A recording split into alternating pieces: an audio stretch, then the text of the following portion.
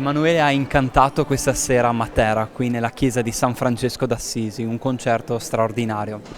Certo, io sono molto felice di aver suonato qui, è andata meglio di ogni aspettativa. Tra l'altro ero un po' stanco nell'ultimo periodo perché comunque il concerto ha richiesto varie ore di studio e anche doloretti fisici, però alla fine la ottima riuscita ti ripaga di tutto il lavoro, il sacrificio, che comunque ho sempre fatto con piacere. È stato per me bellissimo suonare qui con i miei amici, con cui ho collaborato anche negli anni precedenti. Ecco, parliamo delle collaborazioni di questa sera, tante personalità davvero di spicco qui alla chiesa di San Francesco. Beh, Quindi l'orchestra, assolutamente. Beh, innanzitutto il mio amico Fabrizio Falasca, che è un bravissimo solista, fa una grande carriera a Londra. i maestri dell'orchestra San Carlo di Napoli.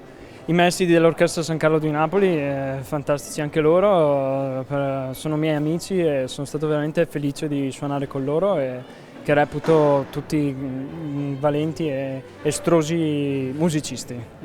E invece dal punto di vista delle collaborazioni, invece delle sinergie che si sono create, il Nord Italia, il Veneto, l'Alta Marca Trevigiana e questa terra che quest'anno ha ottenuto il riconoscimento della capitale europea della cultura. Quindi tu che vivi di cultura, che vivi di arte, che vivi di musica, penso sia stato il massimo per te. Assolutamente, io sono felicissimo di avere tra virgolette, questa missione di poter trasmettere quell'amore, quella passione per l'arte, per una grande cosa come è la musica, in particolare nell'ambito mio la musica classica che più è sconosciuta ma che rappresenta spesso le più alte aspirazioni dell'uomo, elevazioni spirituali diciamo.